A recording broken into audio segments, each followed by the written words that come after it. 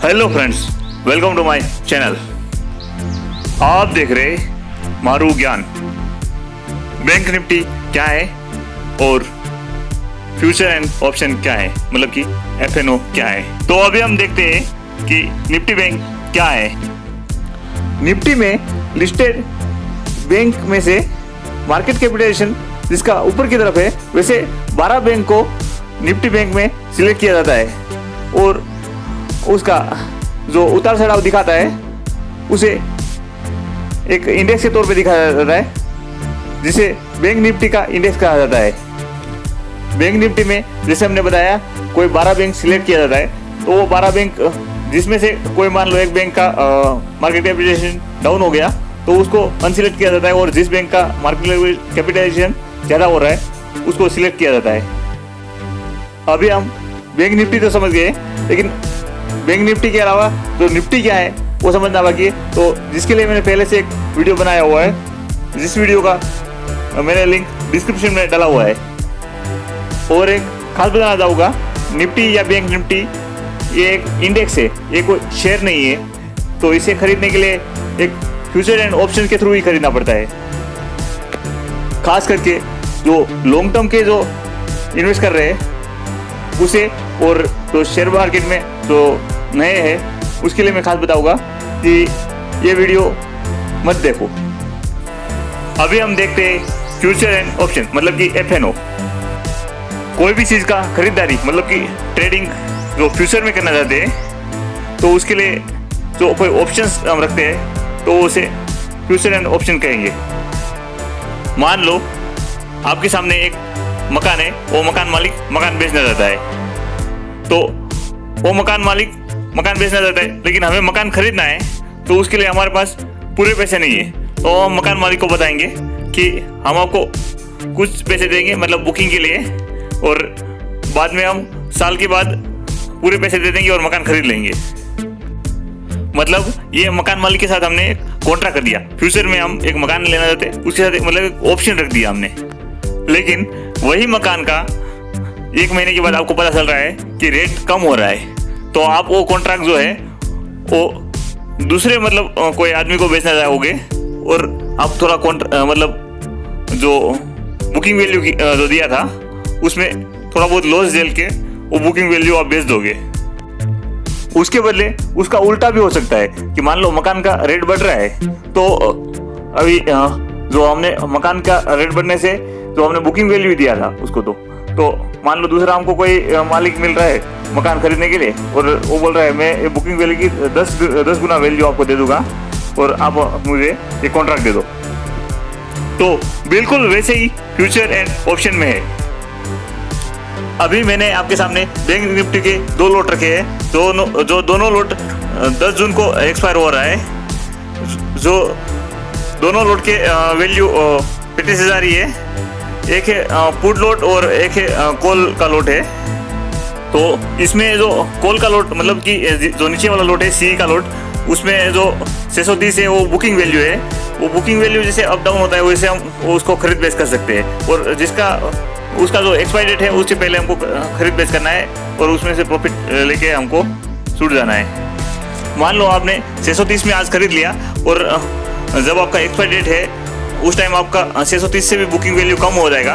तो मतलब जैसे मैंने आपको बताया कि मकान का बुकिंग वैल्यू कम हो गया तो वैसे आप कभी लॉस भी झेल के उसको छोड़ना पड़ता है। मान लो ये जिसमें कॉल ऑप्शन मतलब कि सी का जो है उसमें 630 का जो बुकिंग वैल्यू दिखा रहा है, तो उसके जगह पे आपको 800 या 1000 भी हो सकता है। तो उस टाइम आप बेचोगे तो उसमें आपको प्रॉफिट हो सकता है।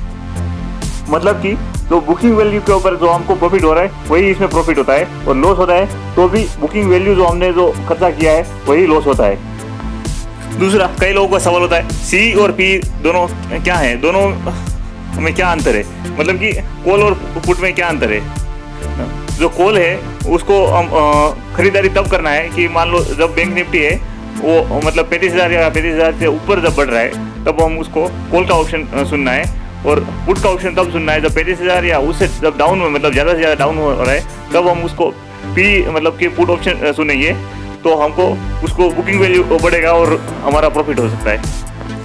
मतलब कि बैंक निफ्टी जब बढ़ रहा है तो हमको कॉल को बाय करना है, और बैंक निफ्टी जब डाउन हो रहा है तब हमको पुट को बाय करना है। अभी हम बाय की बात कर रहे हैं, तो अभी मैं बताता हूँ कि ये कॉल ऑप्शन में हम अभी देख रहे हैं कि 630 की बुकिंग वैल्यू दिख रही है। मान लो कि ये 630 की बुकिंग वैल्यू है, ये तो सिर्फ एक इंडेक्स की बुकिंग वैल्यू दिख रही है, तो हमें 25 इंडेक्स की बुकिंग वैल्यू देनी है। मतलब कि 630 इंटू 25 करेंगे तो अभी हमारे पास आएंगे 15,750, मतलब कि ये एक लोट की वैल्यू बन रही है। 15,750 कम से कम वैल्यू तो इतना देना ही पड़ेगा हमें। मैं खास बताना चाहूँगा कि आप अगर बैंक निफ्टी में ट्रेडिंग करना चाहोगे तो आपको मतलब कम से कम 25 का एक लोट बनता है, तो एक लोट तो आपको खरीदने के लिए 25 इंडेक्स तो खरीदना पड़ेगा। और निफ्टी में खरीदारी करना चाहोगे तो उसके लिए 75 का एक लोट बनता है। तो अभी हम बात करते हैं फ्यूचर एंड ऑप्शन में सबसे बड़ी गलतियां कौन कौन क्या क्या करते हैं। मैंने कई लोगों को देखा है कि सस्ते बुकिंग वैल्यू वाले लोट खरीदना चाहते हैं, और वो चक्कर में पड़ जाते हैं कि हम सस्ते बुकिंग वैल्यू पे लोट खरीद लेंगे और ज़्यादा कमा लेंगे। लेकिन लास्ट में ऐसा हो जाता है कि वो जो लोट जो खरीदा है उसका बुकिंग वैल्यू जो है वो एक्सपायर हो जाता है, इसलिए वो फिर लॉस में जाते हैं। मतलब कि हमें बुकिंग वैल्यू की एक्सपायरी डेट भी चेक करना चाहिए कि ये लोट जो है उसका एक्सपायरी डेट कब है। मतलब कि कई लोट है उसका वीकली एक्सपायरी डेट होता है, और कई लोट का मंथली एक्सपायरी डेट। जो वीकली होता है उसका भी गुरुवार को एक्सपायरी डेट होता है, और मंथली का भी मंथ के लास्ट गुरुवार को एक्सपायरी डेट होता है। कई लोग जो लोट खरीदते हैं उसमें वोलेटिलिटी स्लो होती है, मतलब कि उतार चढ़ाव जो है वो स्लो होता है। तो वो लोट तो खरीद लिया लेकिन उसका जो उतार चढ़ाव कम है, तो फिर उसमें कई बार वो लो पे चला जाता है, फिर लो पे रह जाता है। नंबर 3, हम जो लोट खरीद रहे हैं उसका खरीद बेस, मतलब कि डिमांड सप्लाई ज़्यादा होना चाहिए। मान लो खरीद बेस ज़्यादा होने से हमने जो बुक वैल्यू दिया है उससे ज़्यादा हमको बुक वैल्यू मिलने पर हम प्रॉफिट कमा के उसमें से जल्दी जल्दी निकल सकते हैं। और सबसे बड़ी बात यह है कि कई लोग फ्यूचर एंड ऑप्शन में बहुत डर जाते हैं कि बहुत लॉस हो जाएगा, लेकिन मेन बात यह है कि आपका जो बुकिंग वैल्यू है वही लॉस होने वाला है, बाकी उसमें कोई लॉस होने वाला नहीं है। और प्रॉफिट तो आपको कितना भी हो सकता है, कोई गिनती नहीं है। कई लोग ये भी सोचते हैं कि सिर्फ बुक वैल्यू ही लॉस होने वाली है करके ज़्यादा जगह पे अलग अलग जगह पे डाइवर्सिफाई करके उसको खरीद बेच करते हैं। लेकिन वो भी है कि आप अलग अलग जगह पे लोट खरीदोगे तो अलग अलग जगह पे आपको उस लोट पे अलग अलग चार्जेस लगेगा, मतलब कि ब्रोकरेज चार्जेस वगैरह अलग अलग लगेगा। तो मैं आशा करता हूँ कि आपको बैंक निफ्टी और फ्यूचर एंड ऑप्शन के बारे में पूरी जानकारी मिली हो। अगर आपका कोई सवाल है तो आप कमेंट सेक्शन में मुझे ज़रूर पूछें।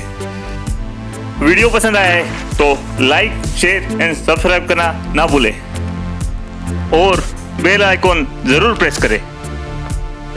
Thanks for watching my video.